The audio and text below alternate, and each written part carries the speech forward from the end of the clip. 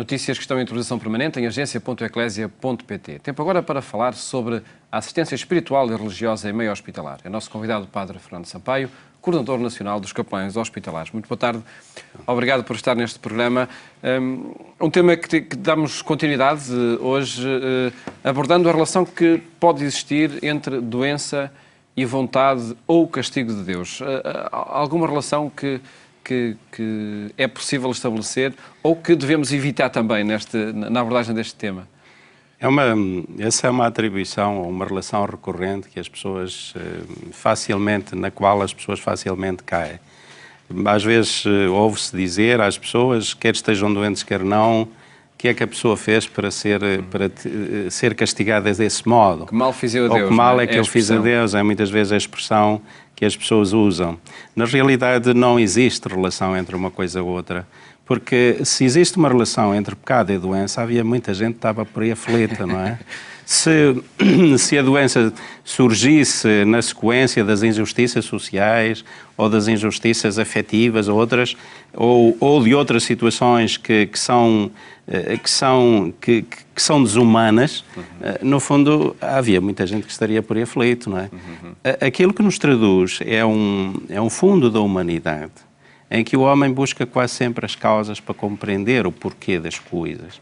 E o seu sofrimento é algo que é uma experiência que desarmoniza a vida e que perturba a vida e que muitas vezes impede a realização plena da pessoa humana, porque desarticula a própria relação humana, desarticula o próprio projeto da pessoa em si mesma, sobretudo quando o sofrimento é absurdo. Aquilo que acontece é que a pessoa se interroga. E exatamente a experiência de sofrimento acaba por ser essa interrogação. Há alguma ocasião em que o sofrimento não seja absurdo? Há situações, efetivamente, em que o sofrimento não é absurdo. Aliás, o sofrimento é ambíguo. Tem uma dimensão importante porque leva muitas vezes a pessoa a interrogar sobre si mesmo, sobre o sentido da sua própria vida e muitas vezes a potenciar a sua própria realização. Mas há formas diversas de sofrimento. Imaginemos, por exemplo, uma mulher que dá à luz. Ela sofre, mas sabe para que é o sofrimento. Ou seja, o sofrimento tem um sentido. Ou seja, o sofrimento é visto com um sentido, que é o dar à luz, é o ter o bebê. Por exemplo, alguém que está a fazer um exame ou que necessita de fazer um exame, a dor de barriga que toma para preparar o próprio exame, sabe para que é isso? Que efeito é que tem? O sentido é o próprio exame. Imaginemos alguém que luta pela liberdade política num país onde existe a opressão. O sofrimento tem uma finalidade que é exatamente alcançar a liberdade política. Porém, o problema é quando a gente não vê para que é que serve o sofrimento. E quando vê não para que é que serve o sofrimento, por exemplo, imaginemos um doente oncológico, alguém que tem uma doença que não cura e, sobretudo, que perturba imenso a própria vida, a pessoa se interroga, porquê é isto? Porquê? Porque desarticula, desumaniza. E porque desumaniza, acaba sendo absurdo e a pessoa se interroga. Ou seja, a pessoa precisa de reencontrar o sentido novo que integra o próprio sofrimento e o caminho vai por aí. Isso não tem nada a ver com Deus, nem com o pecado. Tem a ver com a nossa fragilidade humana, com a nossa dimensão humana frágil, o nosso corpo frágil, que adoece. E que pode ajudar a integrar o sofrimento, a retirar essa dimensão absurda que parece ter e encontrando algum sentido para aquilo que se vive. Aquilo que geralmente o sofrimento absurdo produz na pessoa é um sentimento de que a vida não tem sentido.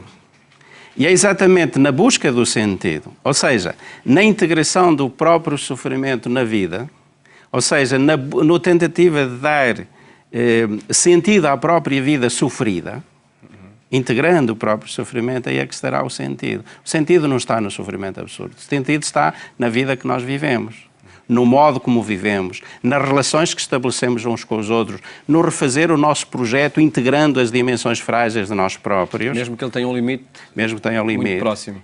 Mesmo que tenha um limite próximo, eu posso escrever o meu último capítulo da vida em liberdade. Eu posso reatar relações que estavam desfeitas há muito tempo.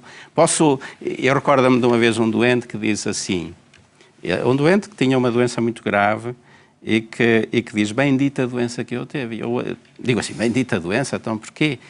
Toda a gente quer fugir da doença. Não é que ele buscasse a doença, ele não buscou. A doença a doença trouxe-lhe interrogações sobre a condução da sua própria vida e disse, bendita doença que eu tive, porque eu redescobri a minha família e eu redescobri o valor da vida noutras potencialidades que até agora não tinha visto. Às vezes a doença pode trazer estas interrogações, e este é o lado positivo. Pode trazer, a doença ou o sofrimento, pode trazer outras interrogações em que a pessoa relança a vida com um sentido novo, com perspectivas novas, coisa que às vezes antes não tinha. O Padre Fernando Sampaio é capelão no Hospital de Santa Maria, em Lisboa, e acredito que histórias como esta que acabou de referir se sucedam no seu cotidiano. É aí que experimenta também e comprova que a assistência espiritual e religiosa ajuda nessa redescoberta do sentido da vida, mesmo em situações de sofrimento? A descoberta do sentido da vida é uma dimensão espiritual e religiosa da pessoa. A palavra salvação, quando nós falamos, não é outra coisa senão viver a vida com sentido. Viver a vida com plenitude.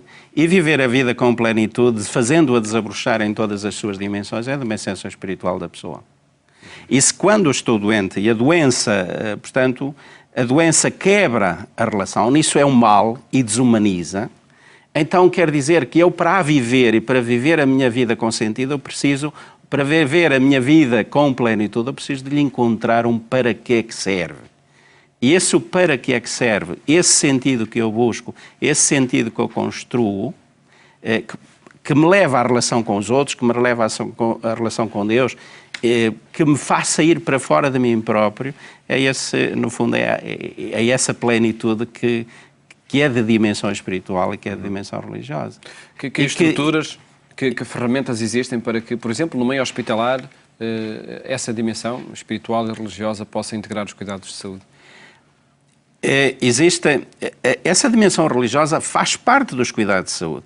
Não se pode ter cuidado de saúde para uma pessoa se não se olha a dimensão religiosa. Está-se a cortar uma dimensão da pessoa. E não falamos em ir, por exemplo, à capela no hospital, não é isso que está em causa? Não é o que está em causa, ir à capela. Também. Mas está em causa, por exemplo, um enfermeiro quando faz cuidados pode atender à pessoa que se lamenta de estar só. Pode atender à pessoa que se lamenta, por exemplo, de que a sua vida não tem sentido, de que a deixe morrer, por exemplo. Às vezes as pessoas expressam deixe morrer. O que é que isso significa? Significa, olha, eu estou dolorida, a minha vida parece ter perdido o sentido.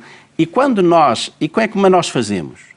Quando nós somos capazes de escutar a pessoa para que ela deite fora aquilo que a magoa, nós damos-nos conta das necessidades espirituais dela e esse acompanhamento que nós fazemos das pessoas em que ela pode conversar a sua própria vida, pode deitar fora aquilo que a magoa e pode falar inclusivamente daquilo que ela necessita, sobretudo das necessidades espirituais existenciais, nós damos-nos conta de que é fonte de bem-estar quando nós, de facto, prestamos estes cuidados, quando nós acompanhamos a pessoa. Porque acompanhar a pessoa espiritualmente não significa apenas celebrar os sacramentos. Significa estar com ela, ser companheiro. Fazer essa viagem com ela a nível interior, em que ela faz desabrochar todas as suas potencialidades interiores, de relação, e sobretudo de relação com o outro. Para que assim aconteça, é necessário pedir essa assistência? A assistência espiritual e religiosa nos hospitais deve ser pedida. Aliás, o cristão, como diz Santiago, portanto, nas suas cartas, deve querer viver a fé. Porque a fé é fonte de vida e de saúde. Ao ser fonte de vida e de saúde, o cristão deve pedir a fé. O próprio Santiago diz, estás doente, chama os presbíteros da igreja para que rezem por ti, para que te unjam, para que te usam, para que te abençoem, para que tu tenhas um encontro com o Senhor. E é esse desafio. Hoje a lei também, por outro lado, também exige que quem deseja assistência espiritual religiosa solicite a assistência espiritual religiosa. É uma expressão dos nossos próprios direitos.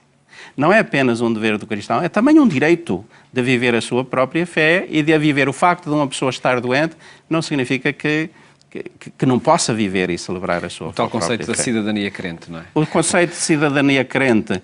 E se nós temos vida espiritual, não nos faz mal nenhum vivê-la no hospital. Nós continuaremos aqui no programa Eclésia a analisar esta temática sempre à quarta-feira. Muito obrigado, Padre Fernando Sampaio, por ter estado connosco.